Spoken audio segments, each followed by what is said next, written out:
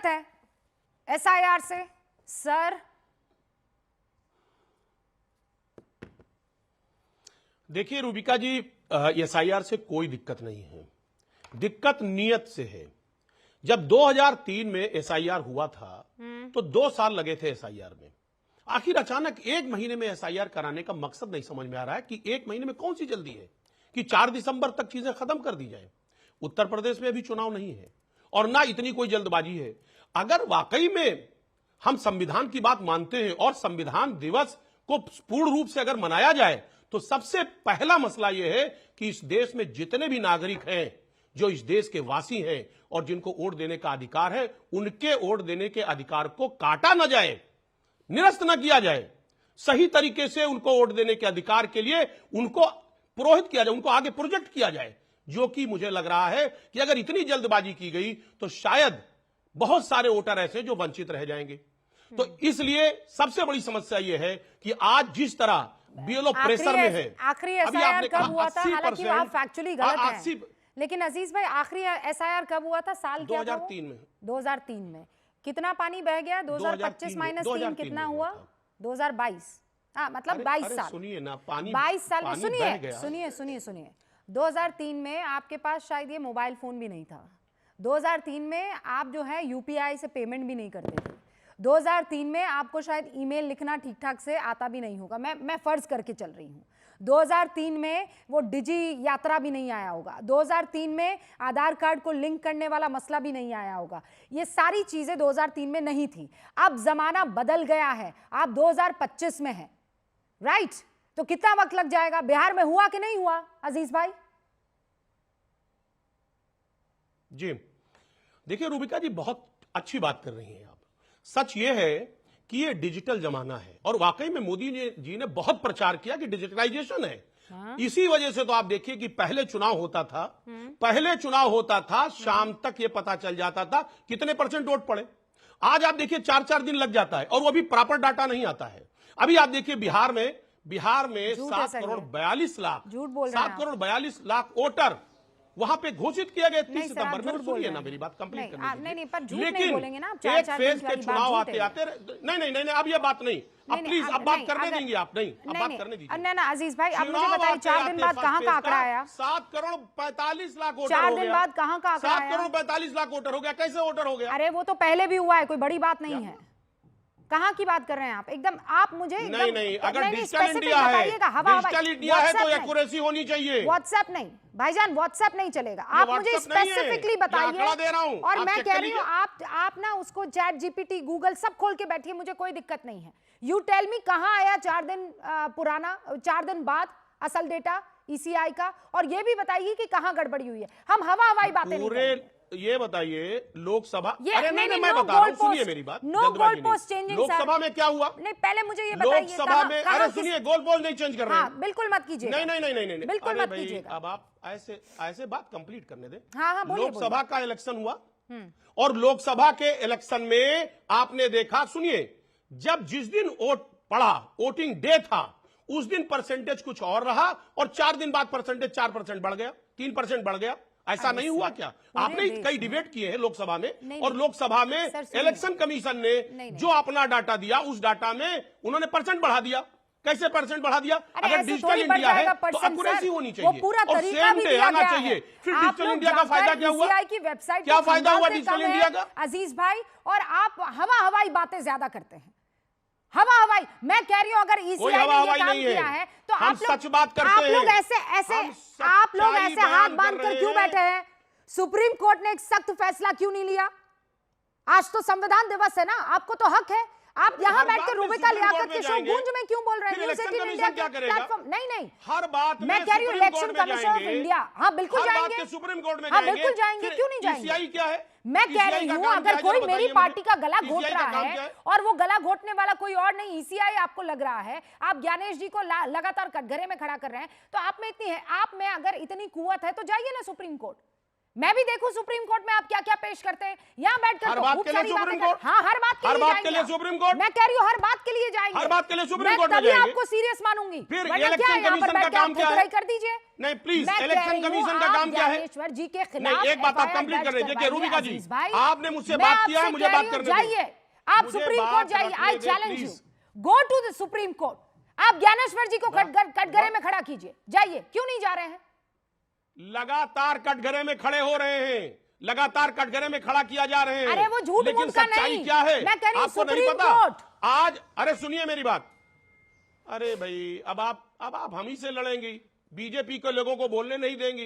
अब आप बीजेपी के हमसे लोगों लड़के को क्या बोलने जीत नहीं लेंगी? दूंगी, लेकिन अरे आपसे मेरी बात लड़ूंगी। कंप्लीट करने दीजिए। देखिए आ गई ना अरे सच, सुनिए ना, आ गया ना अरे सच सुनिए जुबान ना। पर आपके। अरे बीजेपी के सुनिए लोगों ना। को बोलने नहीं दूंगी और आपसे अरे लड़ूंगी। भाई बीजेपी मैं तो दोनों से यही चुनाव काम आयोग का करूंगी। वकालत करती है। जफर इस्लाम साहब बीजेपी को तो जितना चुनाव आयोग रूबिका की वकालत लियाकत ने करती है। कटघरे में खड़ा जो किया है काम ना, मैं कह रहा हूं, उतना तो जो मेरा जफर काम है वो इस्लाम बीजेपी साहब को भी किसी ने करना नहीं चाहिए। किया है। उनसे पूछिए आप। तो मुझे मत बताइए कि मैं किसको बोलने दे रही हूँ, नहीं दे रही हूँ। मुझे इससे कोई फर्क नहीं पड़ता है। आप जल्दी से बात खत्म रूबिका कीजिए। जी, अब हमारे साथ एक वकील रूबिका साहब भी जी, आ चुके हैं, जल्दी से। रूबिका जी मुझसे बात हो रही है ना? खत्म कीजिए मैं ये अजीज कह रहा भाई, हूं, बहुत रूबिका देर जी, हो गया। जो काम चुनाव आयोग को जवाब देने का था वो जफर भाई नहीं दे रहे। वो जफर भाई डिफेंड कर रहे हैं, इनको नहीं करना। ये तो चुनाव आयोग की जिम्मेदारी है कि सभी लोगों मैं- का वोट प्रॉपरली बने, कोई वंचित न रह जाए। एक बात, अब एक बड़ा इंपॉर्टेंट आखिरी बात मैं कर दूं, लास्ट बात। देखिए आज लगातार बीएलओ आत्महत्या कर रहा। अभी गोंडा में देखिए जहर खा के आत्महत्या कर लिया, फतेहपुर में हो गया। मैं बता दूं एक पूरी लिस्ट है मेरे पास, गुजरात से लेकर के वेस्ट बंगाल, और अभी जहां राजस्थान का जिक्र कर रही थी आप, राजस्थान में मुकेश, हरिओम, संतराम, ये सब लोग आत्महत्या करी। इन्होंने आत्महत्या किया।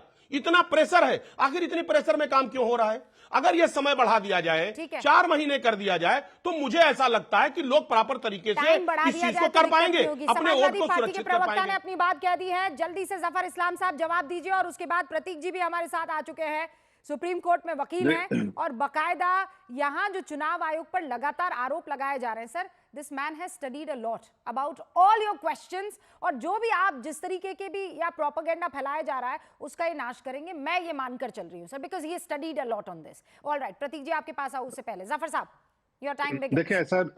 देखिए ऐसा रूबिका जी, आप ईसीआई की मंशा समझिए। सिर्फ एक ही उनका जो है उनकी मंशा है कि शुद्धिकरण होनी चाहिए वोटर लिस्ट की।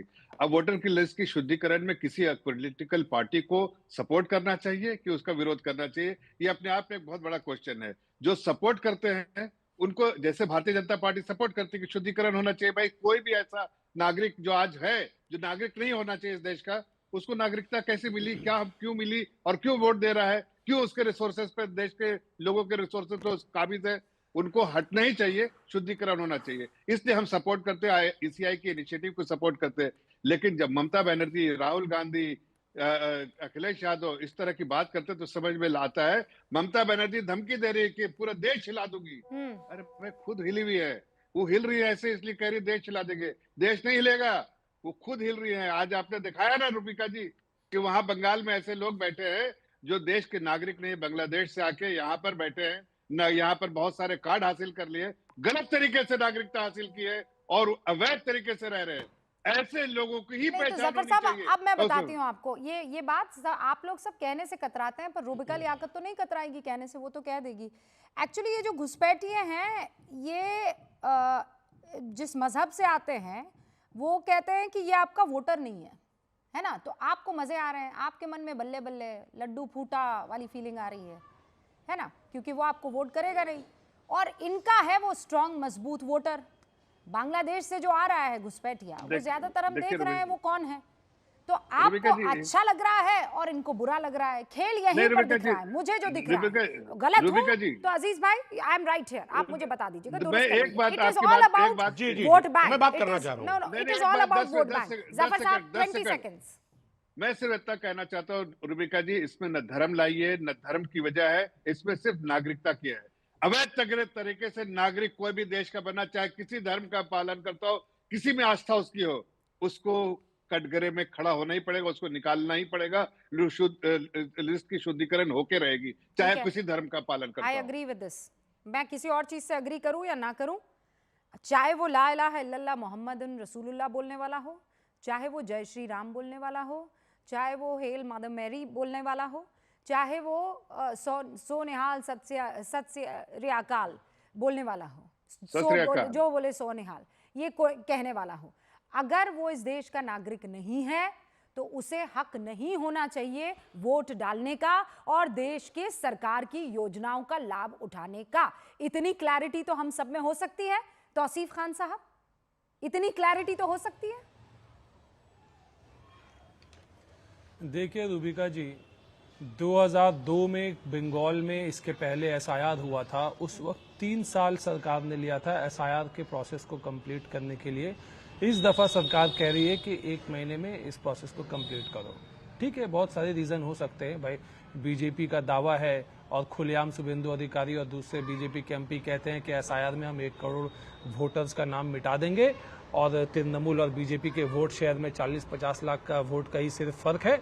हम वो वोटर नेम एसआईआर के बाद में जो वोटर फ्रेश प्रिपेयर करेंगे उससे बीजेपी जीत जाएगी और बीजेपी बंगाल में सरकार बना लेगी। ठीक है, बीजेपी को बंगाल में सरकार बनाने की जल्दी है, इसलिए जितने भी किसान बंगाल के हैं वो अपना चासी का काम छोड़े, अगर उनके घर के परिवार वाले को हॉस्पिटल ले आना वो छोड़े, जल्दी जल्दी जा करके एन्यूमरेशन फॉर्म फिल कर दे। एन्यूमरेशन फॉर्म अगर उनको फिल करना नहीं आता है, अगर कंप्यूटर इस्तेमाल करना नहीं आता तो उन्हें बांग्लादेश बोल करके उनका नाम को हटा दिया जाएगा। बीजेपी का धमकी है कि कोई किसान बिहार का सड़क पर नहीं आया तौसीफ भाई, ये कहने के लिए।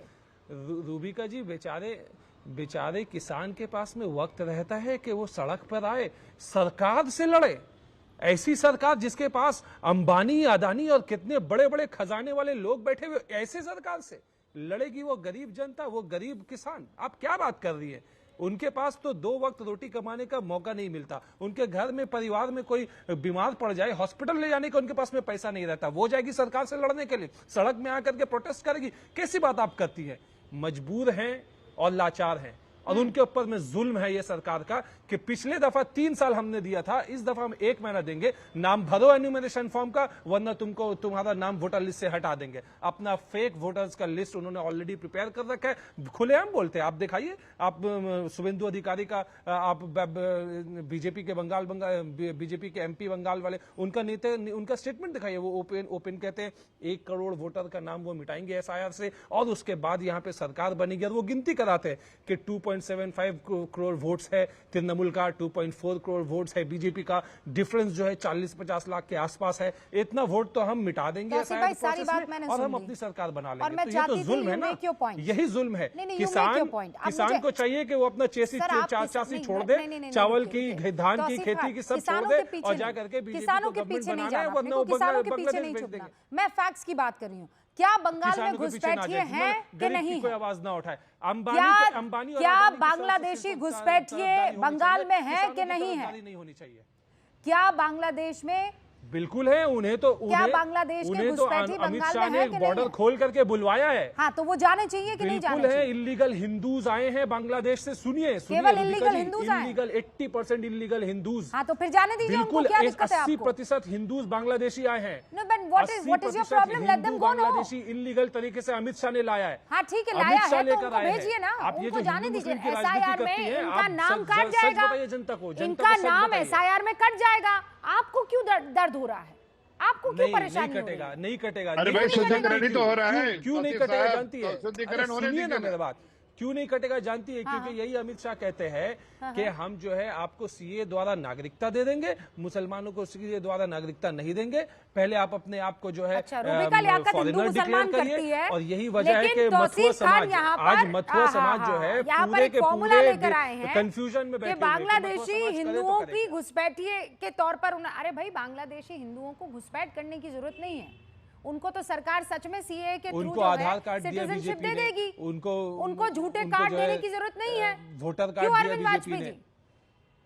अगर बांग्लादेशी हिंदू यहाँ सिटीजनशिप लेना चाहेगा तो उसे घुसपैठ करने की थोड़ी जरूरत है। अपना गेम तो जनता के सामने रखे हो ना। ये नहीं, ये बिहार से कोई सबक लेना चाहते हैं, खेती करे या ना करे, जा करके एन्यूमरेशन फॉर्म फिल अप करना है। पकड़े गए सर। घुसपैठ करने वाला हिंदू अगर झूठा आधार कार्ड बनाएगा तो उसे हिंदुस्तान की सिटीजनशिप नहीं मिलेगी। पकड़े गए?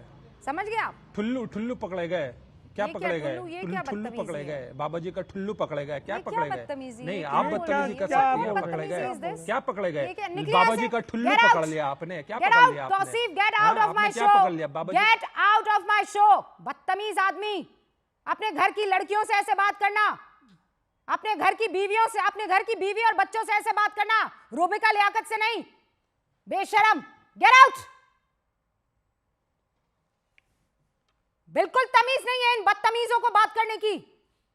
महिलाओं से कैसे बात करते हैं, बिल्कुल ये आदमी स्क्रीन पर नहीं दिखना चाहिए।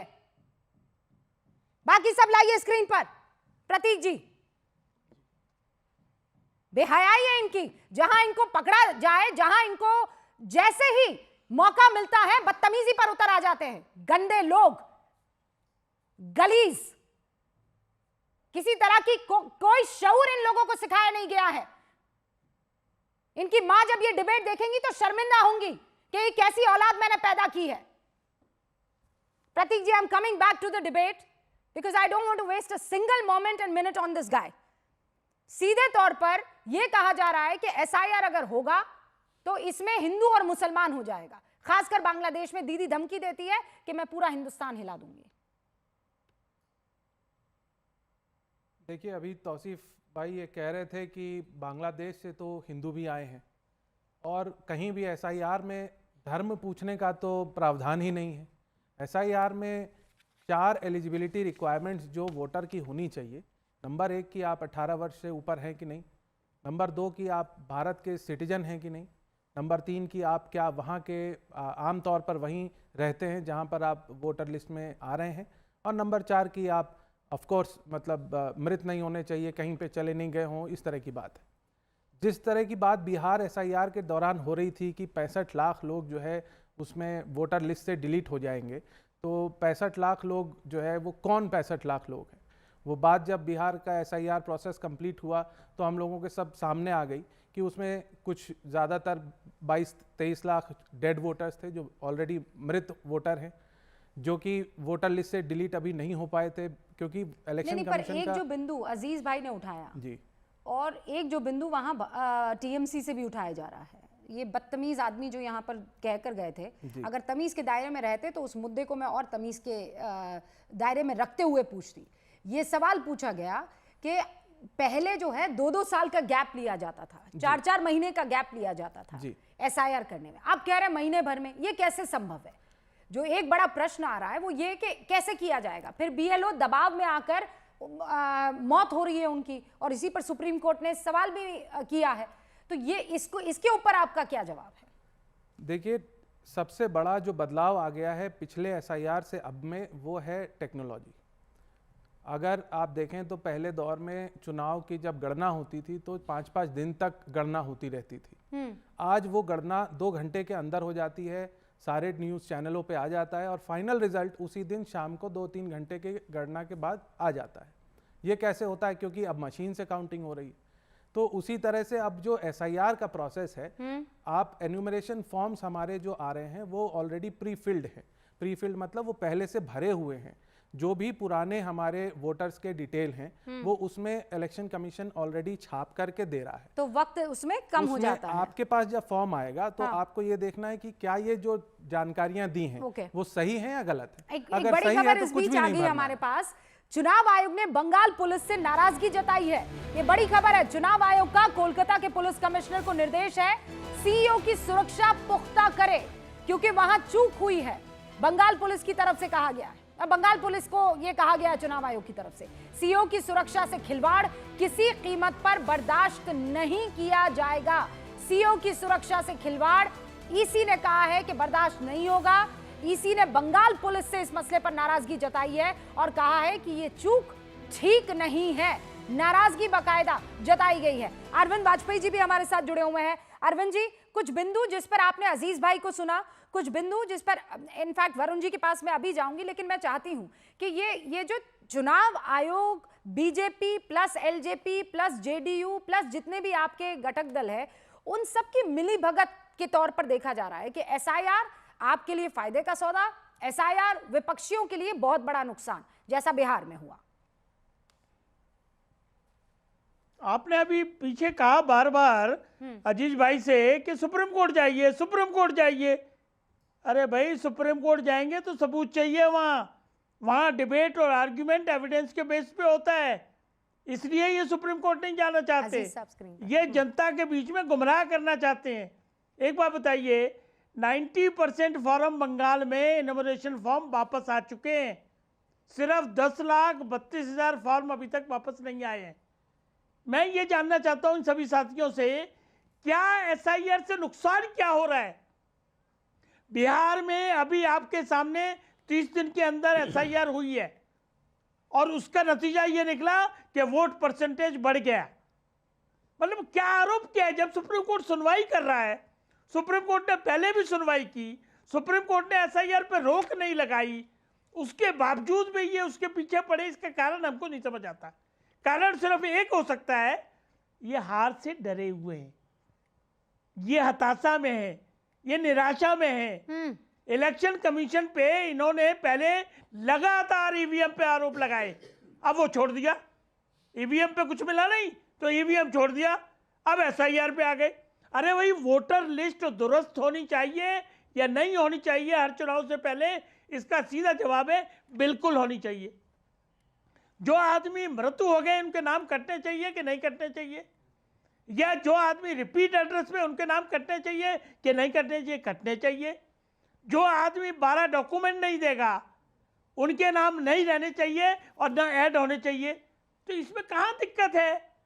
किस तरह के बेबुनियाद आरोप लगा के इनको क्या हासिल होगा जब बिहार की जनता ने ये बता दिया कि देखिए एसआईआर का कोई मुद्दा नहीं है।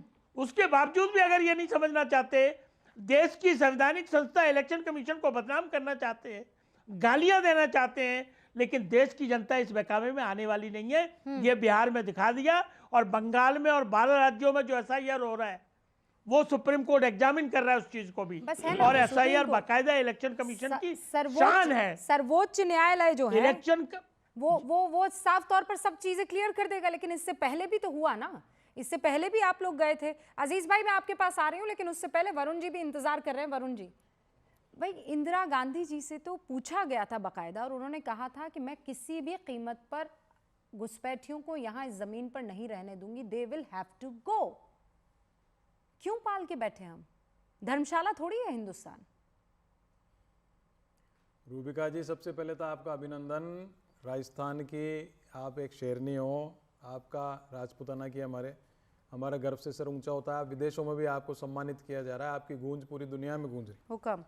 और हिंदुस्तान की आम जनता की आवाज़ अगर पूरी दुनिया में गूंज रही है तो ये लोकतांत्रिक व्यवस्था के लिए शुभ संकेत। अब एसआईआर की बात अलग अलग शब्दों से बताऊं, अभी टेक्नोलॉजी की बात हुई। जब टेक्नोलॉजी जब राजीव गांधी जी लेके आए तो सबसे ज्यादा ह्यू एंड क्राई बीजेपी मचा रही थी, आज उसके बल पर सत्ता में बैठी।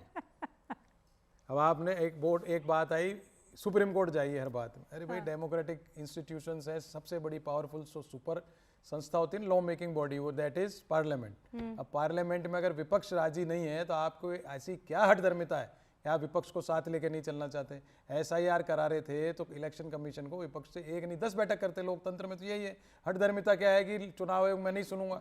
मैंने चुनाव आयोग का एक स्टेटमेंट सुना, उन्होंने, आपने जो बात की उसी पे आ रहा हूँ कि आधार कार्ड जो है सिटीजनशिप का कोई कार्ड नहीं, आधार भी जो बना है वो एक्ट से बना है, संसद से। कैसे कह सकते हैं? अपने परव्यू से बाहर जा सकता है इलेक्शन कमिश्नर। अभी इतना ही, लेकिन एसआईआर पर आने वाले दिनों में और बहस छिड़ेगी और मैं कह रही हूँ प्रूफ लेकर बैठिए सर, हवा हवाई बातें नहीं। बहुत बहुत शुक्रिया आप सभी का। और जो बदतमीजी करेगा सर, बाहर का रास्ता।